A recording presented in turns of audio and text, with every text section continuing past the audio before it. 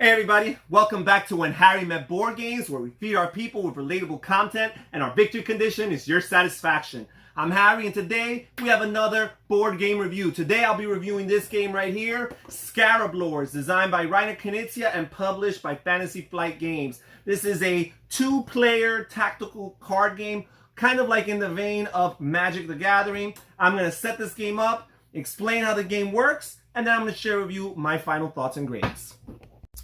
So this is what the game looks like set up. Remember, this is a two-player game. Each player gets their color-specific cards, deck of cards. There's a red player and there is a blue player, and each deck consists of 30 different cards. We set up the board right here, which is just two little rectangular pieces of cardboard that you piece together and show the two different sides. And these represent one side. Here, the left represents Upper Egypt. The other side represents Lower Egypt. And each of them has three specific regions within it that correspond with different aspects of civilization. The green spots here refer to the economy. These blue symbols refer to religion. And these two red symbols refer to military. Also, if you want to play an advanced version of the game, it comes with 24 of these neutral cards that spice things up and make it a little bit more strategic and tactical.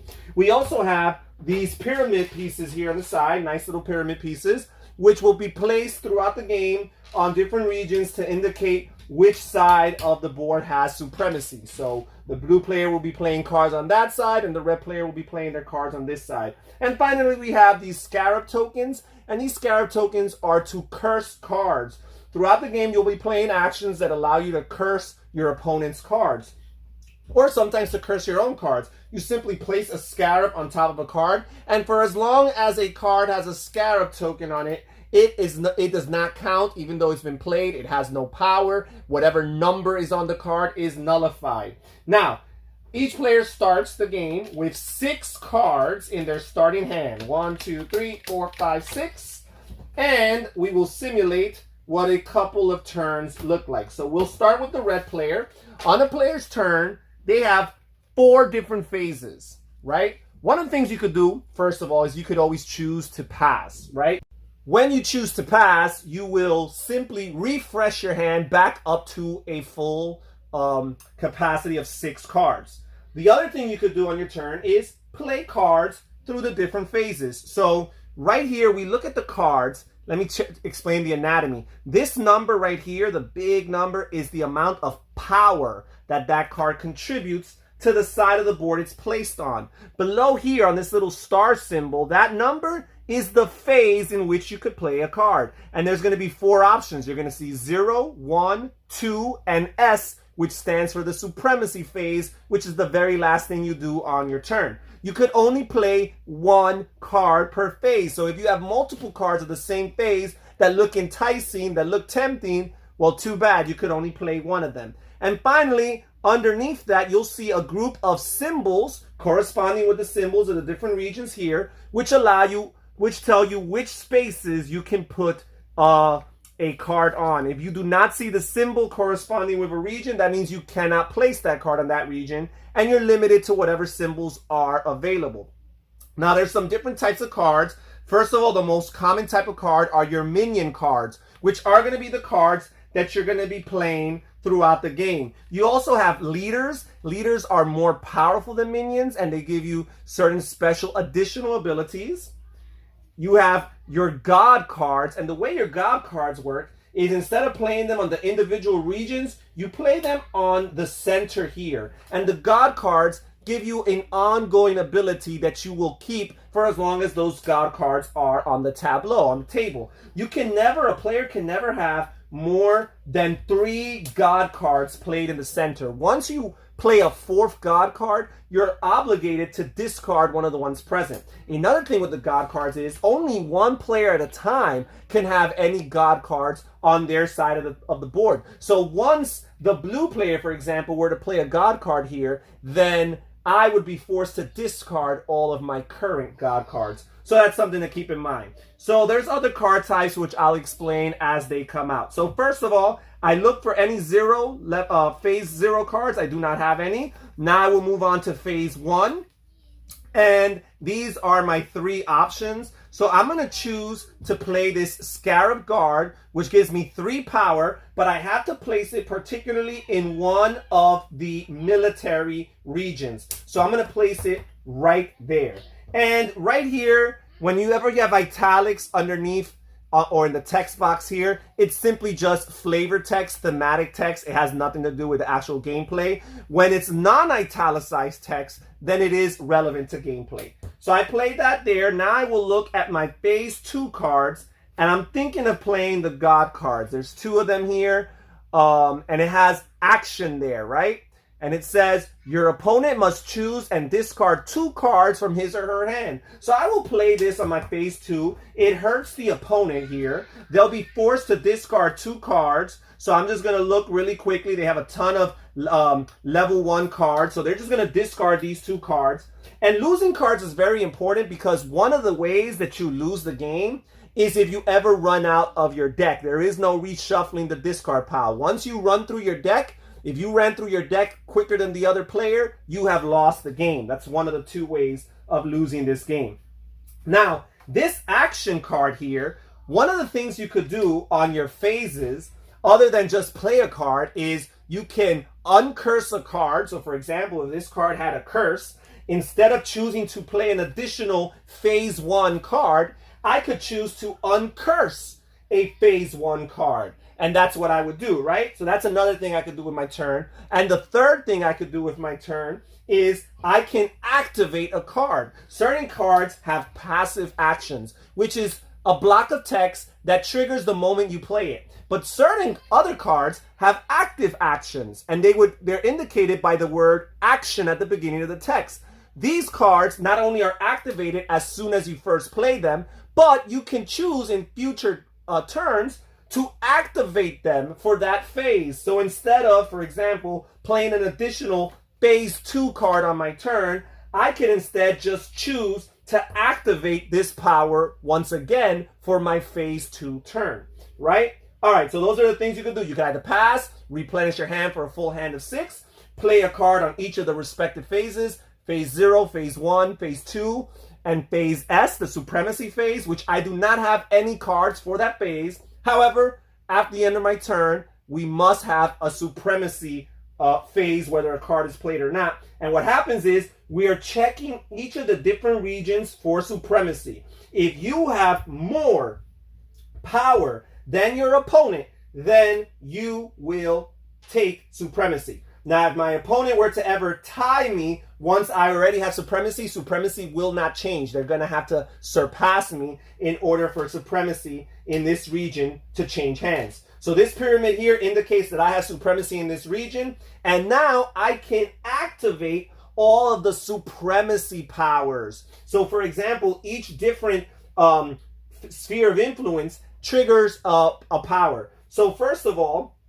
with economy, you are allowed, and these are optional, you're not forced or obligated to trigger the supremacy powers. But with the economy, what it allows you to do is it allows you to draw an additional card at the end of your turn, which again is something to consider because yes, once you run out the deck, yes, you'll have more options, but once you run out the deck, you have lost the game. The religion power, supremacy power, allows you to curse any one card on the side of the board in which you have religious supremacy. So that's how that works. And then finally, the military allows you or forces you or forces your opponent to discard the top card of the deck, which again is very hurtful because once they run through their deck, they've lost the game. So I am going to activate that supremacy power and obligate them, force them to discard that top card of their discard pile. And now the red player is done with their turn. Now we'll move on to player number 2, the blue player. Okay, so now we'll look at what the blue player will do with their turn. By the way, in order to win this game, you need to have supremacy in 4 of the regions, but it has to be specifically at least 2 on one side of Egypt and another 2 on the other side of Egypt. So if you have 3 in one and 1 in the other, it will not count. And another thing is you need to maintain supremacy until the beginning of your turn. You can only claim the victory at the beginning of your turn, not at the end of it. All right, so the blue player has some pretty good cards, as a matter of fact. They have these 7 Sphinxes, which gives them 4 power, and they could play that in military and compete with their military. But I think instead they're going to play it in economy right here. All right, they're going to play it in economy because, as you can see, this is a phase 1 card, and all 3 symbols are eligible. But look at the text here. It says place 1 scarab on this card when it comes to play. So that means this card is cursed, and it currently doesn't give them any power until they uncurse that card in a future phase 1 turn. They only have 1 phase 2 card, and it is a god, so they will place their god card here, which forces the red player to discard their god. And this card gives an action. It says you may draw up to 2 cards. So they will do just that. We will check for supremacy. Supremacy has not changed hands, so we will move on to the red player's turn. Now the red player has a couple other options here. They're going to play this phase 1 card, the Praetor here. It says when you play this card, you may draw up to 2 cards. But this card in particular needs to be played in the economy section. So I'm going to give some competition to the blue player here. I get to draw up to 2 cards to add to my deck. And let's see if that helps with things. Well, I do have this phase 2 card here. But instead, I'm going to play this god, which I had a copy of Enhu. For my phase 2, it forces the blue player to discard their god. And I'm going to activate its power, which says your opponent must choose and discard 2 cards from their hand. So again, this opponent will be forced to do some hard decisions and lose cards, which hopefully will make them run through their deck quicker. And that is it for my turn. Now I will check supremacy. And again, this card is still not active because it has a Scarab curse on it. So the red player has supremacy here in the economy, and they still have supremacy here in the military. So if they wish, they could activate both powers, and they will. So for the supremacy in the economy, they will draw 1 additional card. And for the supremacy in the military, they will force the opponent to discard their top card. And we are done with that. We'll do another blue player's turn right here. So the blue player, for their phase 1 action, they're actually going to just use it to uncurse this card right here. And they have no phase 2 action. So it could be very frustrating sometimes when you don't have the right cards. And now we move on to the supremacy phase. They still don't have supremacy in military here, but the supremacy in economy on this side of Egypt will change hands because the blue player has a total of 4 power and the red player only has a total of 2. So we will put the pyramid on this side to indicate that the blue player now has supremacy. And now the blue player can trigger the supremacy benefits. So for economy, again, it allows them to draw 1 free card and add it to their hand. And that's pretty much how the game plays. Again, it's the tension of drawing more cards through passing of your turn, or even through activating certain powers and supremacy benefits that allow you to draw these additional cards. But the other side of the coin is, if you run through this deck too quickly, you will lose the game and the other player will win, right? And again, the other way of winning the game, the more typical, traditional way of winning the game, is by possessing majority in at least two regions on this side and at least 2 regions on that side of the board. If you can maintain that majority and bring it into the start of your next turn, you win the game. Well, let's see what my final thoughts and grades are on this game. So that is how you play Scarab Lords. This is a game that has showed up on some of my top 10 lists of games before. I do like this game, but I must give the caveat and the disclaimer that I tend to gravitate towards these type of games. 2-player only, tactical, back and forth, tug of war type of card games. This game, well, let me just get straight to the grades. Let's start off with theme. I love the Egyptian theme. It's sequel, which is Minotaur Lords, is Greek. I love the Greek theme, but I have to be real. I'm going to give this a C for theming. Yes, it has some great implementation of the names, the different, historical or even mythological figures related to the Egyptian culture of antiquity. But none of that really translates into gameplay. The cards, yes, a card that you would think is more powerful than the other one is more powerful in terms of numerical value, but there's nothing in the special actions that are triggered that necessarily feels thematic. Yes, somebody that's associated with military might find a way to make you discard cards, which is the equivalent of hurting you. And someone who's associated with wealth and economy might find you a way to acquire and draw more cards. But that is very thin-veiled. So again, I'm going to have to give this a C for theme. Components, I'm going to give this a D. I mean, this is an older Fantasy Flight game, but I still expect a little bit more. The card quality is okay. The board, not only is it very, very small, but it's just not nice looking, right? The art, the graphic design is not necessarily anything to write home about. The little scarab tokens are not great. And even the pyramids, which are probably the best pieces in the game, they're very, very plain. They're just triangles, three-dimensional triangles. That's really all they are. They look like three-dimensional triangles more than they look like pyramids. And I guess a pyramid is a three-dimensional triangle. But again, it doesn't look like archaeologically or architecturally, it doesn't look like the pyramids of antiquity. So I'm going to give this a solid D for components. Now let's talk about gameplay. For gameplay, I'm going to give this a solid A-.